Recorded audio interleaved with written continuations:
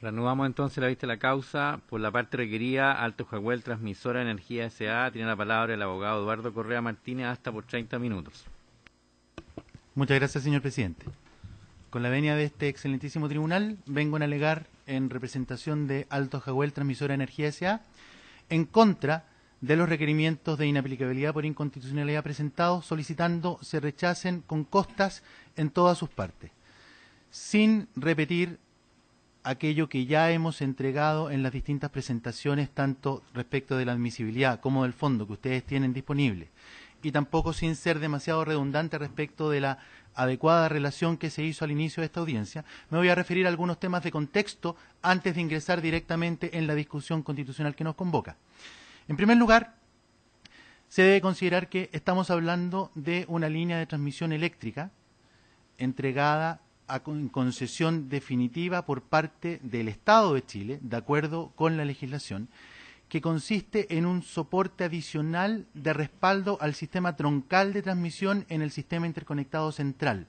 Es una línea de una extensión de 250 kilómetros que está concluyendo en este momento un proceso iniciado hace más de 6 años con el llamado a licitación hecho por las autoridades del momento y que ha tenido un procedimiento primero de adjudicación y luego de otorgamiento de la concesión, además de procedimientos públicos de discusión, de evaluación ambiental, de obtención de permisos, de distintos tipos de tramitaciones y también de muchas litigaciones, en muchas de las cuales han participado mis legítimos contradictores, que han hecho que este proceso, como digo, ya lleve más de 6 años. En la actualidad, ese proceso, y para efectus videndi, muestro exactamente de qué se trata.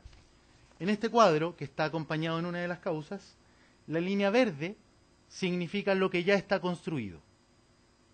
Las líneas azules son aquellos tramos de la línea que están en construcción. Y las líneas rojas son aquellos que están pendientes. Dentro de las líneas rojas están algunos de los requerimientos de inaplicabilidad por inconstitucionalidad que se están tramitando en este momento.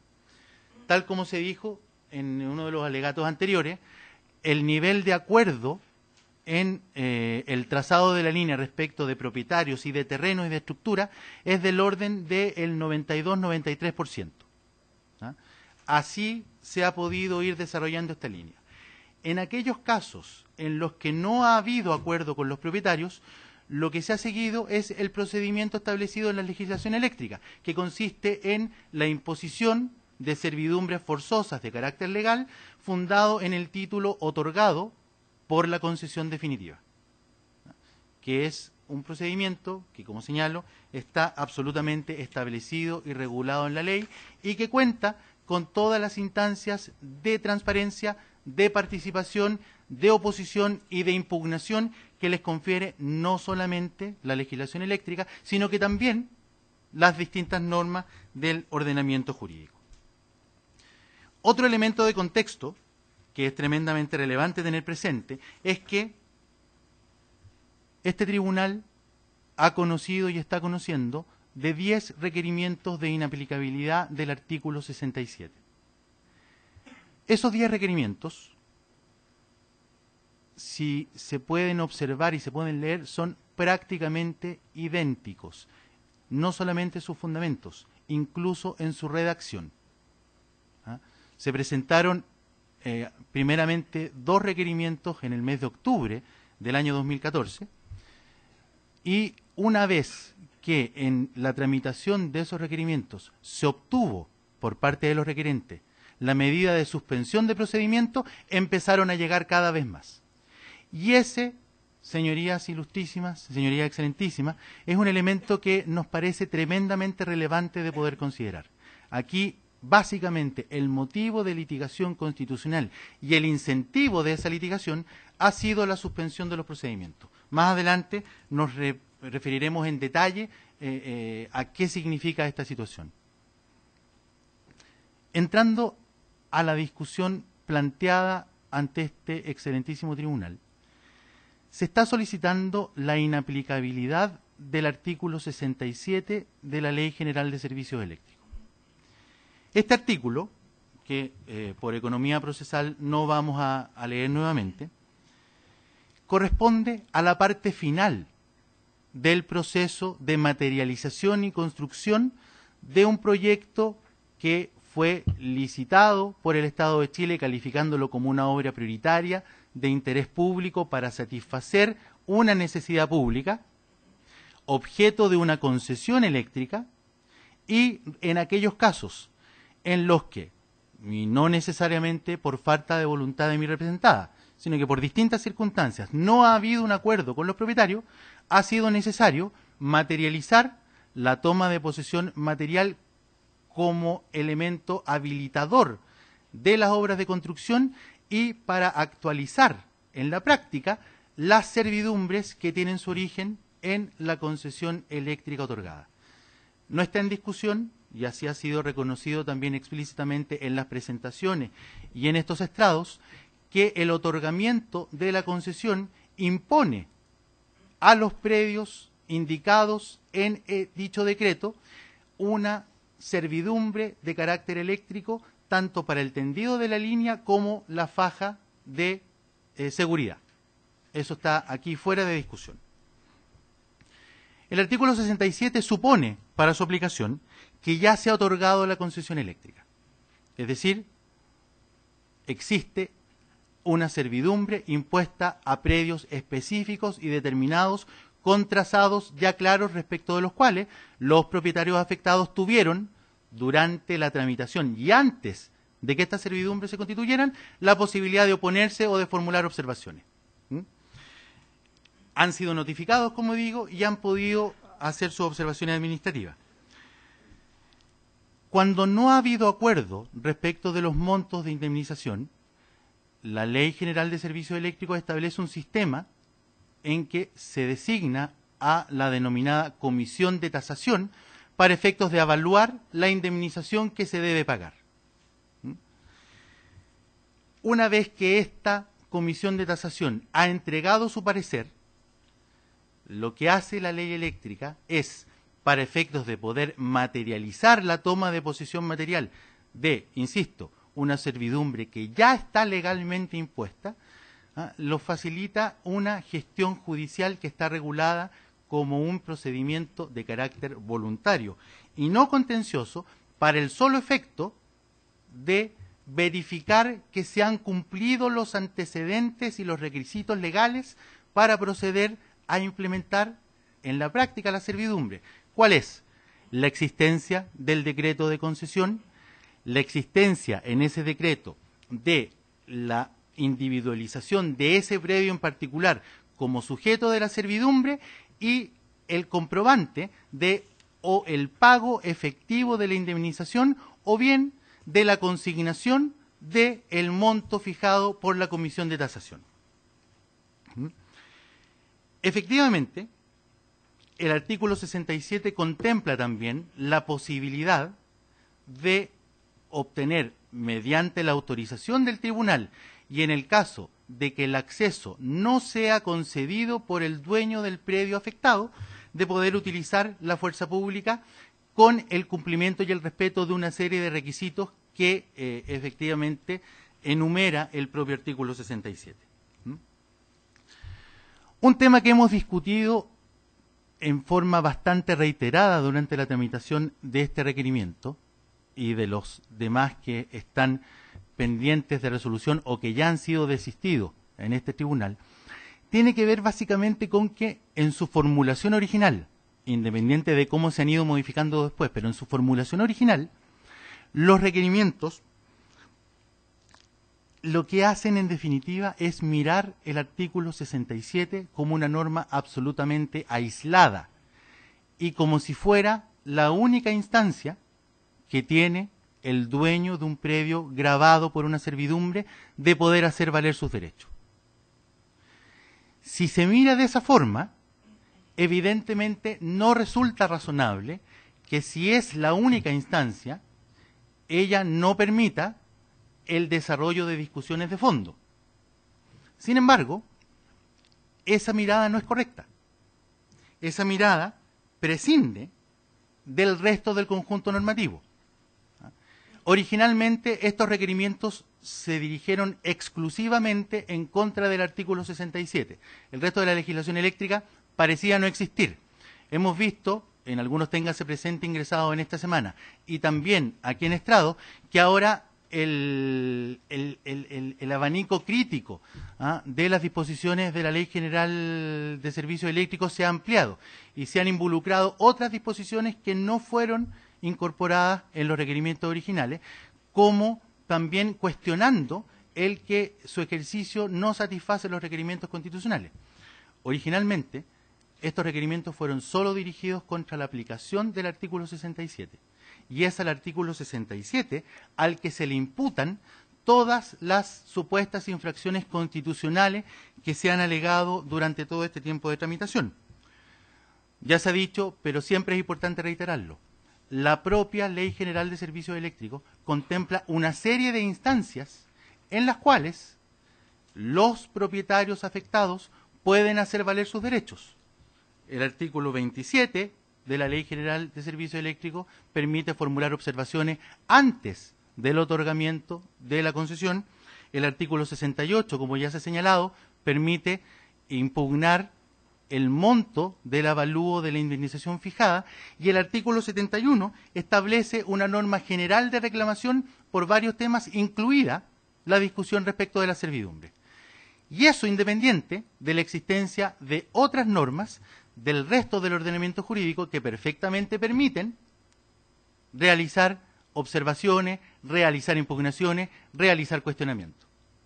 Sin embargo, aquí lo que se ha tratado de hacer es mirar al artículo 67 como la única instancia que permite hacer valer los derechos de los titulares afectados como si no hubiera otro camino. Y eso, a nuestro juicio, es un error conceptual, porque no contextualiza adecuadamente el artículo 67 respecto del contexto normativo, no solamente de la legislación eléctrica, sino que de la legislación nacional en general. Hemos visto que el real reproche que se le hace al artículo 67 y que sería el principal argumento que fundamenta todos los vicios de constitucionalidad alegados es que los requerentes, ni los dos que estamos viendo en esta audiencia, ni todos los demás que han comparecido ante este tribunal, han logrado trabar o demorar la toma de posición material. El argumento de la inconstitucionalidad es que no han logrado el objetivo que tenía la estrategia de litigación, que es demorar la toma de posesión material. Lo han intentado de muchas formas, haciéndose parte en un proceso que legalmente es no contencioso, apelando e incluso en algunos casos casando de las resoluciones dictadas en ese procedimiento no contencioso, iniciando las otras acciones del 68 y del artículo 71, y en esos procedimientos solicitando como una especie de medida cautelar innominada la paralización de la toma de posesión material, recursos de protección con órdenes de no innovar, etcétera, etcétera, etcétera. Hasta el momento, de acuerdo a la opinión de esta parte, el gran reproche que se le hace al artículo 67 en estos autos es que los requerentes no han conseguido su objetivo de paralizar la toma de posesión material. Y por eso han recurrido a este tribunal. Ahora, ¿por qué ese es el objetivo de la litigación? Aquí se han dicho muchas cosas. La opinión de esta parte es que con las obras detenidas, efectivamente mejora mucho la posición negociadora de los dueños de los predios. Y no es necesario esperar hasta la conclusión de los procedimientos de impugnación establecidos e impetrados por las distintas partes. Es decir, la paralización es vista como una mejora en la estrategia de negociación por las urgencias que tienen los plazos de construcción de estas líneas, a los cuales me voy a referir más adelante. En este contexto, se ha tratado de presentar al artículo 67 como una especie de chivo expiatorio, como culpable de todos los males que pueden generar no solamente este artículo, sino que también de las eventuales insuficiencias que pudieran tener otras disposiciones de la misma ley que no han sido impugnadas, o la imposibilidad de obtener, mediante la utilización de otros instrumentos, la paralización de la toma de posesión material. Respecto de los argumentos en virtud de los cuales mis legítimos contradictores impugnan la constitucionalidad de la aplicación del artículo 67, hay un elemento que me parece que es fundamental tener presente y respecto del cual nosotros hemos hecho bastantes presentaciones en este tribunal, y que es el siguiente. El planteamiento que se hace, sobre todo cuando se argumenta la infracción a la garantía de la igualdad que se vería infringida supuestamente en este caso, está enfocada desde el punto de vista de una relación entre dos particulares. Y planteada como relación entre dos particulares, uno, dueño de un predio, en este caso coincidentemente los dos agrícolas, y otro particular que quiere desarrollar un proyecto eléctrico, se aprecia, en opinión de los requerimientos, una suerte de desbalance, porque habría una parte que tendría más derechos en desmedro de la otra, que no podría hacer efectivo los derechos que dice tener. Sin embargo, esa visión obvia la naturaleza de los procedimientos de los cuales estamos hablando. Estamos hablando de procedimientos concesionales destinados a la satisfacción de necesidades públicas. Y en virtud de la satisfacción de una necesidad pública, ¿cuál es? El servicio de transmisión de energía eléctrica para todos los habitantes que viven en el país, en el sector comprendido en el sistema interconectado central. Esto es, de Taltal a Chiloé.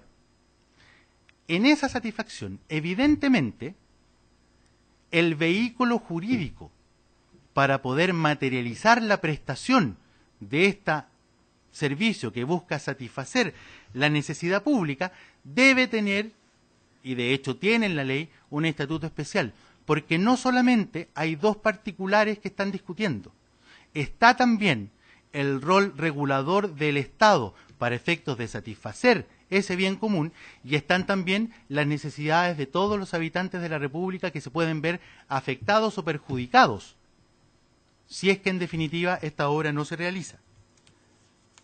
En consecuencia, creemos que los requerimientos hacen un análisis que no se hace cargo de esta dimensión. El artículo 67 no niega ni suprime, ni en su texto ni en su aplicación, los derechos de los propietarios. Explícitamente su texto señala sin perjuicio de, no los suprime, no los neutraliza, no los afecta. Lo que hace el artículo 67 es tomar una opción que puede ser discutible, pero es la opción que tomó el Poder Legislativo de, en este momento final de la tramitación, poder optar por la construcción antes de que terminen todas las discusiones que pudieran plantear los distintos actores interesados. Esa es una opción legislativa. ¿Puede haber otras? Perfectamente puede haber otras. De hecho, hay algunos sistemas que toman opciones distintas. Incluso hay sistemas que establecen la necesidad de caucionar los requerimientos y las impugnaciones para efectos de hacerse cargo de los efectos que pudieran causar y de esa manera evitar la litigación temeraria. Existen muchas alternativas. Sin embargo, esas alternativas son de responsabilidad del Poder Legislativo. El texto actual del artículo 67 fue originado en un mensaje de Su Excelencia el Presidente Sebastián Piñera, aprobado en forma transversal y mayoritaria por los miembros de un Congreso electo en su totalidad en forma democrática y de acuerdo a los procedimientos y controles constitucionales. Que pudiera haber otras opciones es perfectamente legítimo y lo podemos discutir en muchos foros. Sin embargo, esa es una opción del Poder Legislativo y nosotros entendemos que, dada la jurisprudencia de este tribunal, tanto en sus votos de mayoría como en algunas sentencias de minoría y en otro tipo de intervenciones, el principio de deferencia respecto de las decisiones de otros poderes del Estado también debiera iluminar esta discusión. No voy a reiterar lo que ya hemos señalado en forma bastante recurrente respecto de que estos requerimientos desde el principio carecían de fundamento plausible. Una de las cosas que dijimos en ese momento, enfrentados al texto original de los requerimientos, es que lo que se formulaba era un cuestionamiento de constitucionalidad de carácter abstracto, es decir, a la redacción del artículo 67. Durante la tramitación y aquí en estrados, esa situación ha ido variando y ahora específicamente se habla de supuestas inconstitucionalidades en la aplicación concreta, a las cuales nos vamos a referir a continuación.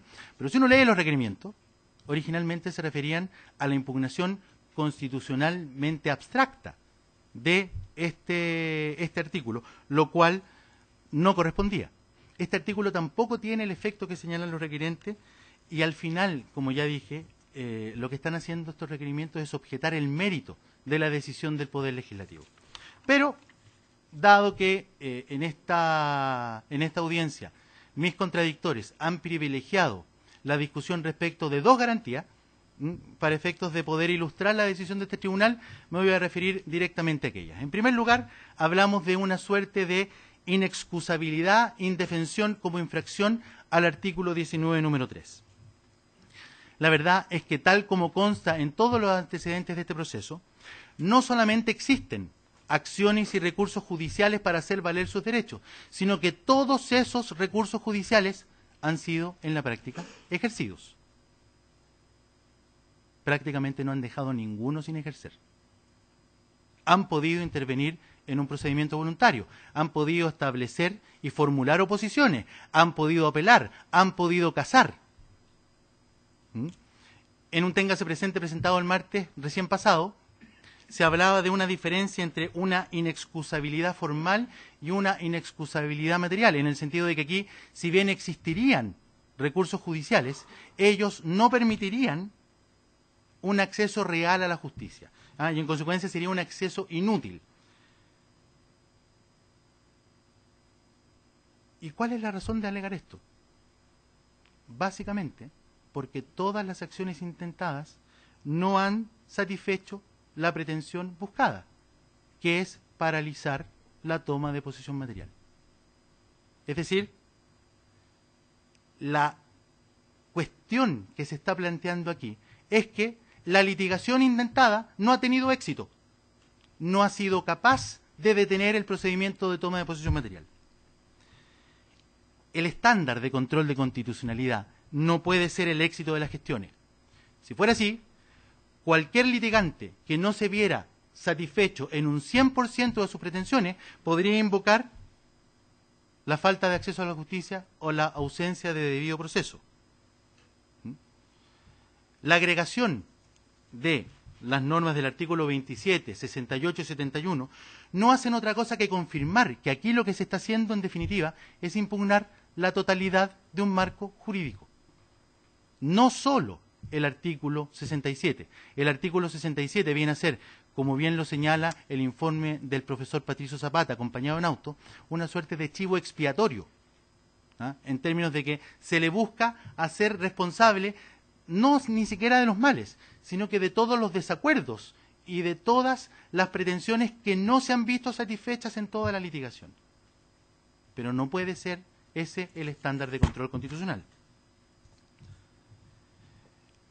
Se ha dicho claramente, la opinión y la opción de los recurrentes es que antes de otorgar la toma de posesión material debiera definirse y resolverse el fondo de todas las pretensiones planteadas. Y eso no es lo que ha querido la ley, no es lo que ha querido el mensaje, no es lo que se discutió cuando se tramitó y se aprobó esta legislación. Precisamente el objetivo que tiene esta disposición es que esas discusiones que están permitidas, que tienen sus instrumentos, que tienen recursos, no entorpezcan el desarrollo de una obra de carácter público para satisfacer una necesidad pública. ¿Cuál es? La construcción de una línea que va a fortalecer el sistema de transmisión eléctrica en su sistema troncal.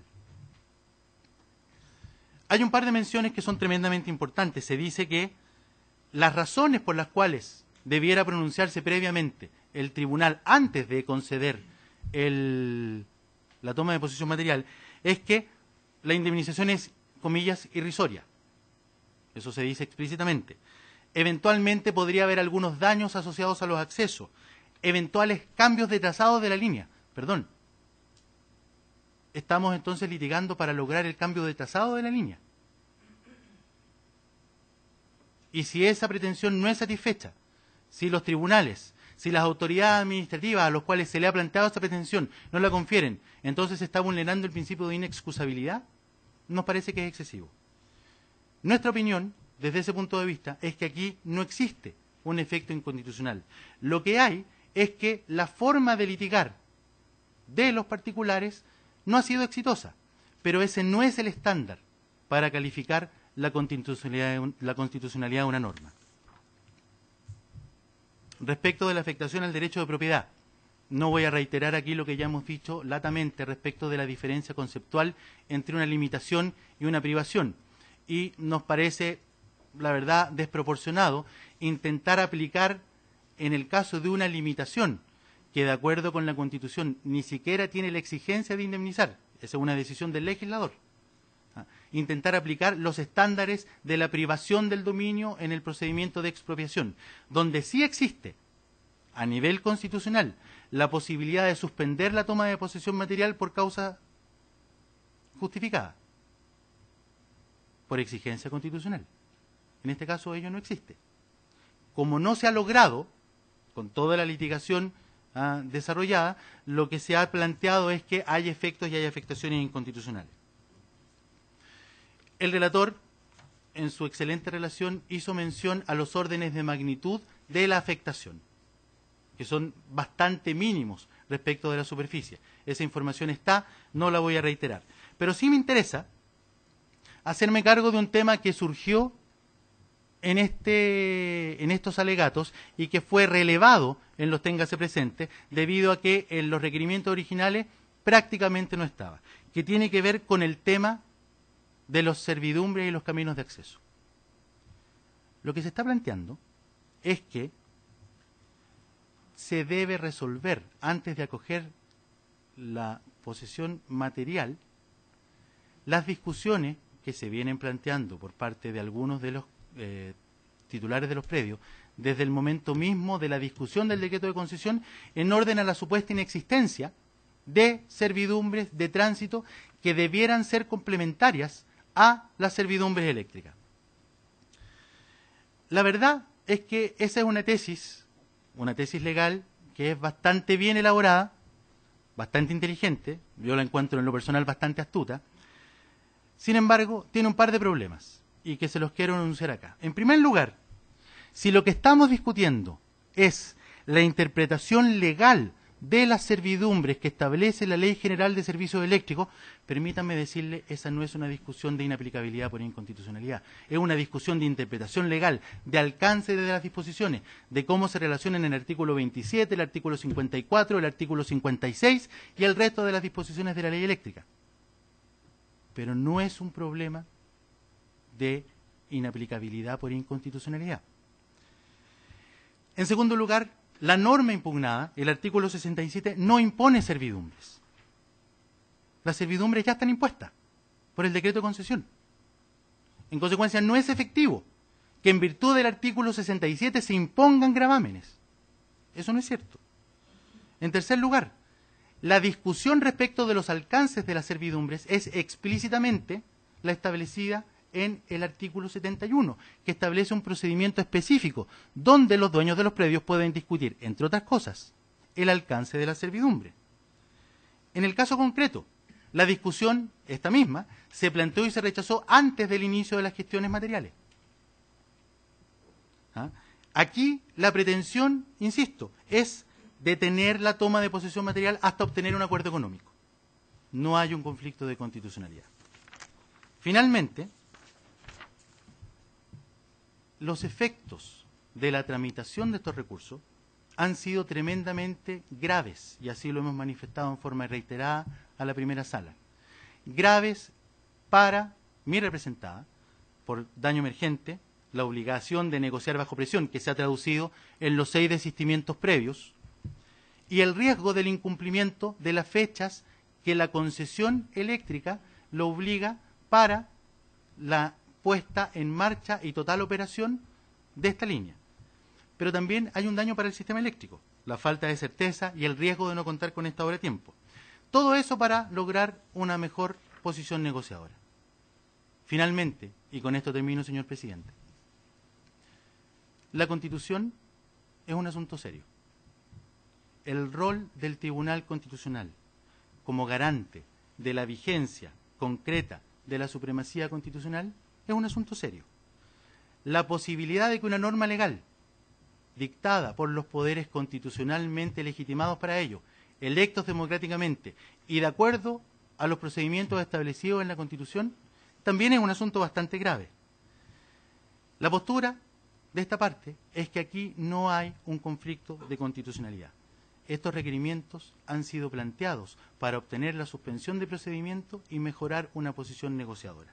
No compartimos esa práctica de utilizar al Tribunal Constitucional y de instrumentalizar estos requerimientos. Por eso, muy respetuosamente, le solicito a este excelentísimo tribunal no solamente el rechazo en todas sus partes de estos requerimientos, sino que también, y con el fin de no generar mayores perjuicios de los que eventualmente está tratando de proteger, el que la resolución de este conflicto sea lo más pronto posible, porque efectivamente aquí se puede causar un daño mucho mayor, no solamente al patrimonio de la empresa, que ya está bastante afectado, sino que también a los intereses generales de la nación, que no tiene ningún punto de comparación con las pretensiones que hasta el día de hoy siguen negociando los requerentes como indemnización.